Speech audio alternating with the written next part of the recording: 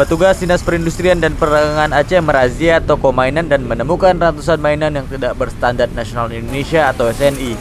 Mainan tidak berlabel SNI ini dinilai berbahaya, terutama digunakan oleh anak-anak.